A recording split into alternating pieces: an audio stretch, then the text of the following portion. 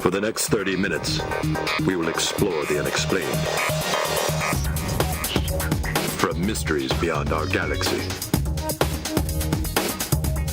to ghostly phenomena in our own backyard, we will dive into our psychic abilities and explore everything from conspiracies to the just plain weird. Welcome to 30 Odd Minutes. If the truth is out there, we will find it. But only by sheer accident. Hey! All right. Welcome back. Welcome to 30 Odd Minutes. It's great to have you aboard the mothership. We have brought her down right into the eye of a storm. A dark and stormy night, if you will, because tonight we're talking about your paranormal encounters. Ghost stories, but are they more than just stories? Real accounts. Tonight you're going to hear from some fellow oddballs, some of our viewers, who are going to share their accounts. But first, I want to say hello to our control room. Oddballs, how are you tonight? We're in control? Since when are we in control? Look at the couch around you. I mean, it's the control center. You guys don't keep those dials going, we crash. True. Oh, good you know it. Careful. We have it set just right. This thing runs on bubblegum, duct tape, and a dream. And a dream. Very cool. So jump in our chat room if you're watching live at 30oddminutes.com or email us. And we did get some emails this week. Sarah, do tell. Yeah, we got one from Brian in LCTV Longmeadow, Mass. Just letting us, All right, Brian.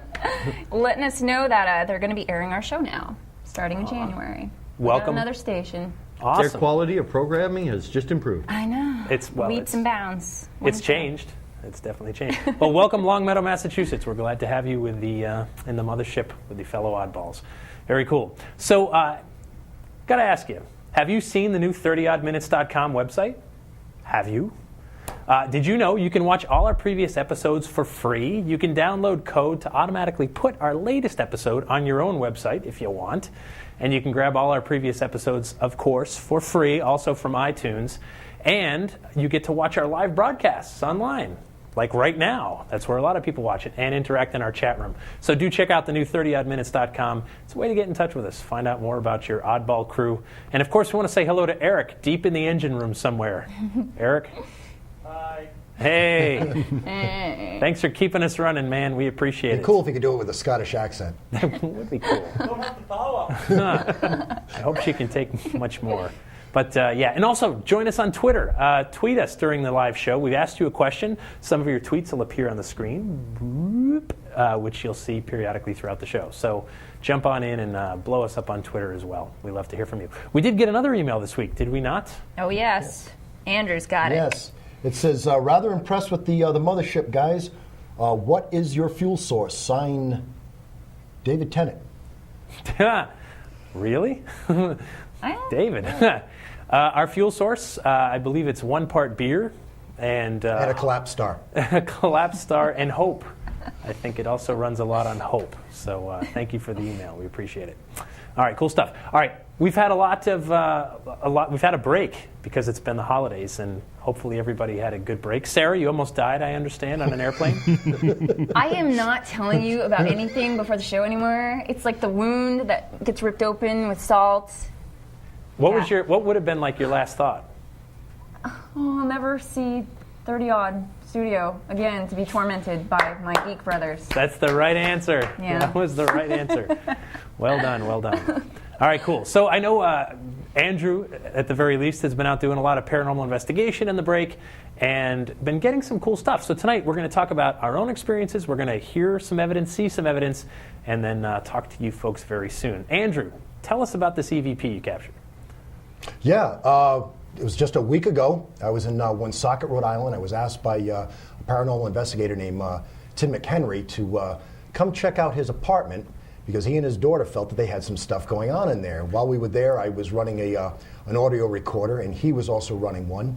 And upon review, we found nothing on his audio recorder, but we found 4 amazing EVPs on mine.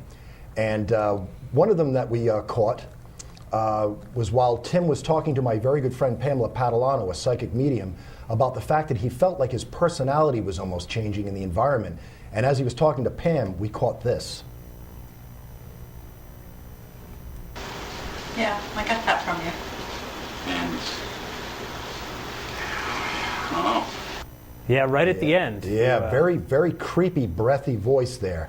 And it sounds like it's saying nail you. Nail you. Nail you, Yeah, kind of creepy. All right, we're going to play it again. Yeah, I got that from you. And I don't know.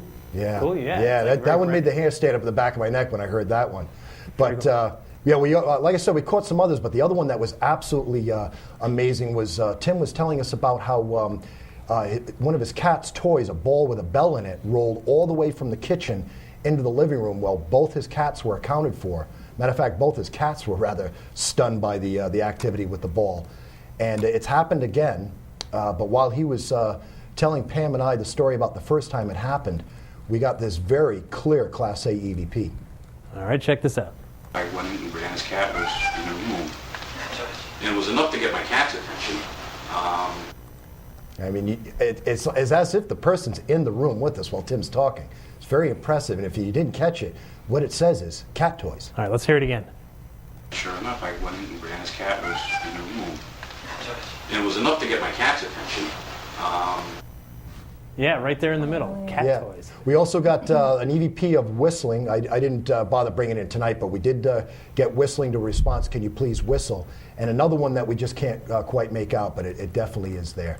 Yeah, very cool. Very cool. That's amazing stuff. I mean, the thing about EVP, I've always said, is try it yourself, because it's so hard when you hear someone else's. You got to take their word for it. Do we know if someone else didn't whisper it? Whatever. But when you get one for yourself, you're just blown away, because you're like, wait a minute, I was there. I was in the environment. I was in the room. I know that was no one else talking. So really cool stuff. Really cool stuff. Matt, what do you think when you heard that? I was definitely impressed with them. I mean, with only being there once, I believe the luck that he got was perfect, and especially with cat toys, it's right in context, talking about the cat toys, the cat meowing, and the EVP makes comment on the topic. Right. Yeah. Very. And there's cool. no babies, right, in the room, so they can sound a lot like cats. No. Right. That was Tim's cat chiming in. Maybe the cat saw something we didn't.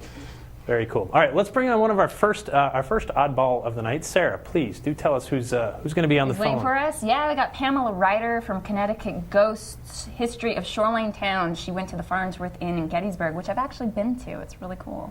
Very cool. Did you enjoy it? I did. I love that place. I'd go back in a heartbeat. Did you? What experiences did you have there? You want to share a little? Well, I did actually investigate the very room that she's going to talk about. Nothing spectacular happened there, although the story itself is cool. She'll tell you about it. But the room I slept in, the person I was with was kept awake pretty much the entire night by little pitter-patter of children's feet. And when we asked the owner the next day, more about that room, sure enough, it's known to be haunted by the ghosts of two little kids, a little boy and girl. Wow. Very which cool. is pretty cool. Yeah. Pamela, are you there? Yes, I am. Pamela, welcome to the mothership. Thank you for coming on with us. We gave you a stellar introduction, a paranormal investigator based in Connecticut. Tell us, what happened to you at the Farnsworth Inn in the Sarah Black Room in Gettysburg? Thanks, Jeff. Nice to have me on there. We went down 2009 for the 144th anniversary of the battle. We were staying there the second night of the anniversary, so July 2nd. And right around, we had come in for the night and had set up all our equipment, but nothing was working, nothing was recording. Everything got drained, and anything I even tried to plug in wouldn't record, so that was unusual in itself.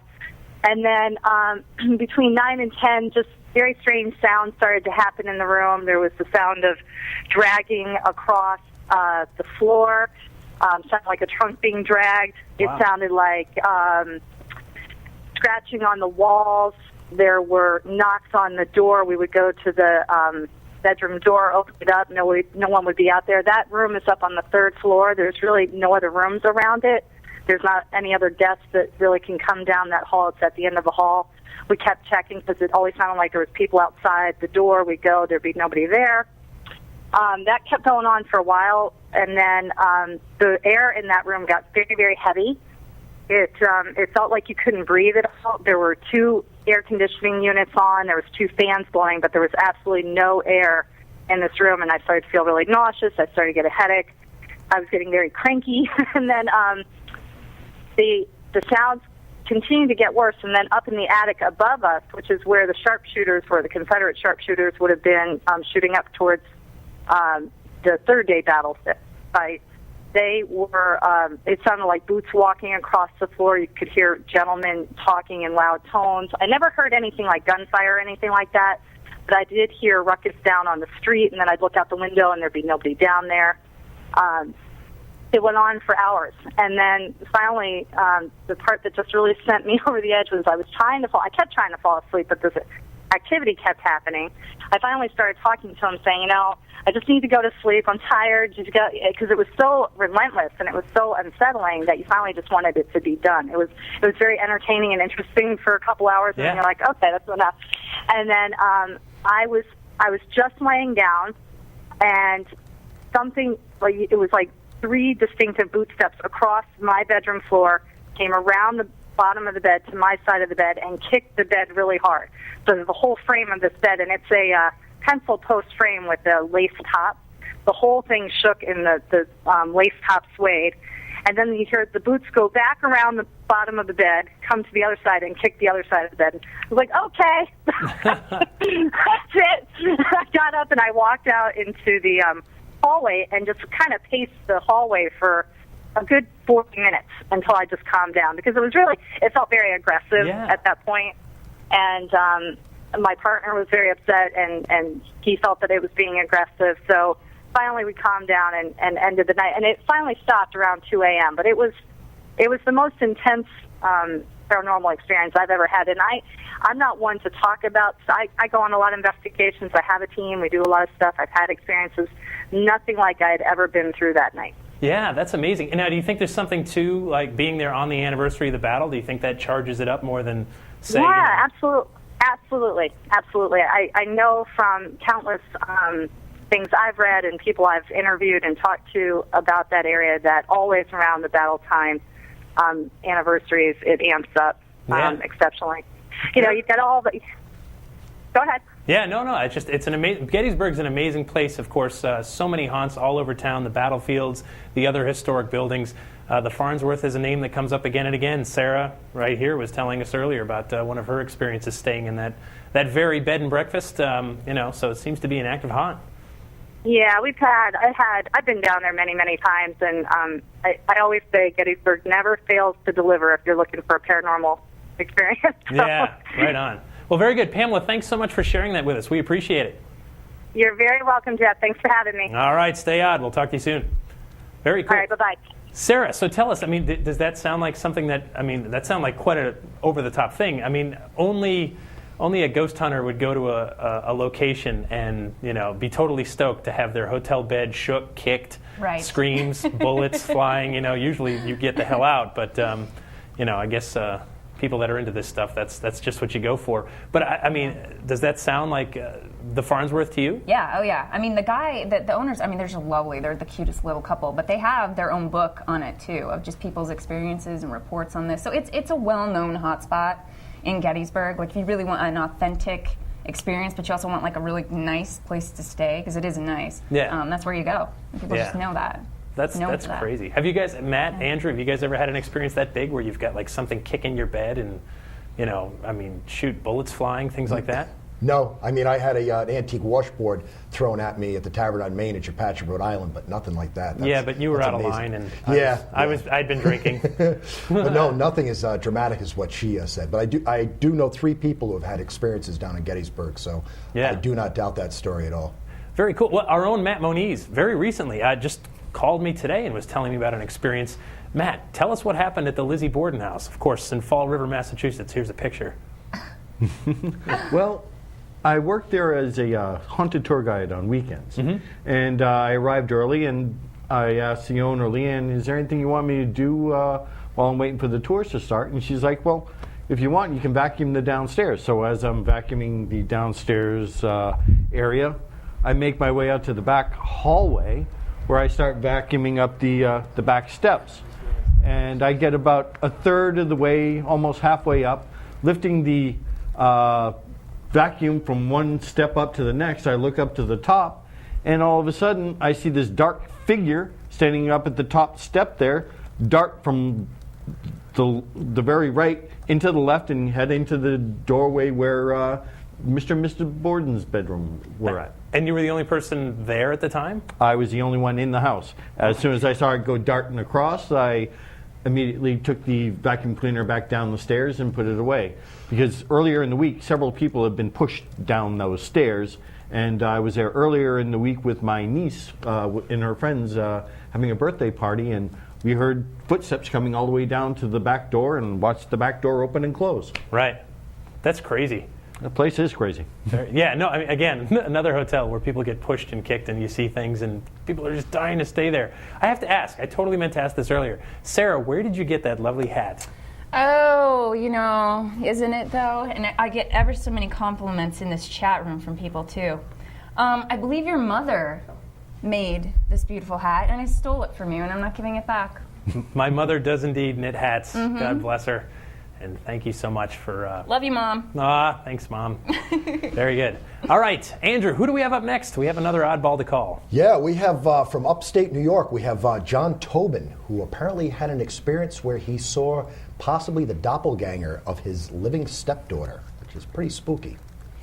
That's been reported on a number of different occasions. A lot of people have reported seeing a loved one that has been departed and then meeting them later on. Yeah, well, when I was writing my book, Ghost Hunting Southern New England, at the Booth Memorial Park in Homestead, they had two docents see the doppelganger of one of the other docents walk right by them in the kitchen, and then the actual docent came by them. They were like, "Hey, didn't you just walk into the kitchen?" Nope, nobody was in the kitchen. So pretty spooky stuff. Very cool stuff. Please welcome everybody. John Tobin, how are you, sir? Hey. Hey, how are you?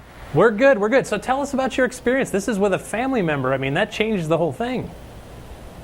Yeah, this was quite interesting. I'd been out for the evening, had gone to a concert or something, coming home kind of late, and my stepdaughter traditionally would get out of bed and over again, and I used to kind of saying to her, "All right, hey, it's time to go back to bed. Geez, stop getting up and everything." And I walked into the room, into the kitchen. I forgot something out of my car, came back in, and I looked up, and there she was out of bed again. And I said, "Hey, stop! It's time to go to bed. Go back to bed." And as soon as I took a step forward, I noticed she disappeared. Wow! So I realized it wasn't her, and my heart started beating fast, and I didn't know what was going on, so I immediately kind of ran into her room and looked, and she was sound asleep in bed. I just had to sit down. Do you think this is like a doppelganger, or do you think this is a spirit that was just like a child spirit that looked like your stepdaughter? I never really thought about it before, but the image of the girl, it just caught me by sudden. I saw a little girl, and I assumed it was her, but she looked a lot differently. She was in like a long white dress and did not look like my stepdaughter. So I would have to say I had never really considered the doppelganger thing before, but there were things that had happened in the house before this that led us to believe that something was going on, but this just verified it for me. Yeah, amazing stuff. Very cool. Well, John, appreciate you sharing that with us, and we have other calls to get to. Look forward to seeing you in a few weeks in New York. Be seeing you Absolutely. Look forward to seeing you then. Shanley Thanks, Hotel. John. Take care, John. See you Thanks for then. the story. Thank All you right, very thanks, much, John. Very cool stuff. What do you guys think? Family members. I mean, when you're talking about kids and family members, that's a different ballgame. I mean, it's one thing to go to a haunt and have an experience. It's another when it's in your house and it's with your kids. Sarah, what would you tell someone? If it was my kids, yeah, I don't know. But thankfully, it's never happened because I don't know how I would handle that. It's always kind of a touchy subject. Although you don't seem to have any problem throwing little Sophie into a fire from time to time. Sophie's got a haunted dollhouse. She's my ghost baby. She totally is. You know what's funny? There was one event. We did something. Actually, you know what it was? There was an episode of 30 Odd Minutes. We had gone to the Victorian in Gardner, Massachusetts. We did an episode there a while ago. And they told us about, the owners had talked about how their bed, at night, they would feel like someone was pushing on the foot of their bed. And I said, oh, that's weird, and I didn't think much else of it. That night I went home, and in the middle of the night, I swear I woke up, and I felt something pushing at the foot of my bed. My house was built in 1996. It's the least haunted place on earth. Nothing happens there. But I felt the pushing, and I said, all right, psychosomatic. I obviously went to bed thinking about this. I was in a dream state. Forget about it. And then I calmed down and I was ready to go back to sleep, but still very much awake, and I felt it again. Now totally awake and felt it. And my first thought was my daughter. Like I got a little kid down the hall, and this isn't, this is different. I go to all these creepy places and I don't think much of it because I'm interested. I'm cool if something happens. But that was the one time where whatever it was seemed to follow me home, if that was it at all.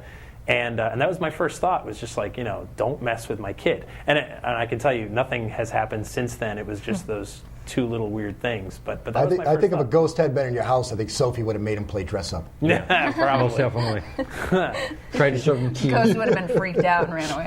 Yeah.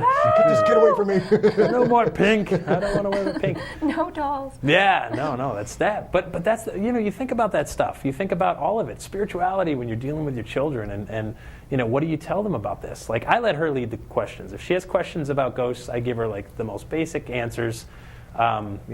She actually doesn't ask a lot. She's just like, oh yeah, Dad likes spooky stuff. Fair enough. And I do. Yeah. I do like spooky stuff. That's very true. All right, Matt, tell us, who's up next? We have a Stephanie Mahalik from Ohio.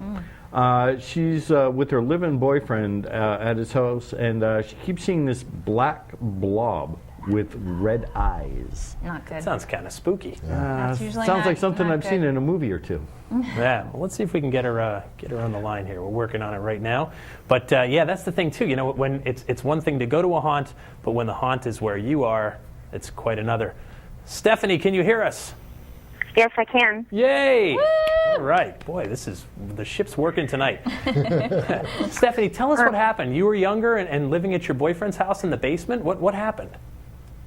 Yeah, I was about 19 years old, living in the basement of my boyfriend's house, his parents' house, and I was down there alone and asleep, and I ended up waking up all of a sudden, and there was this huge black blob with red piercing eyes hovering over me, full body length. I was petrified. I couldn't speak. I couldn't move. I was like screaming at the top of my lungs.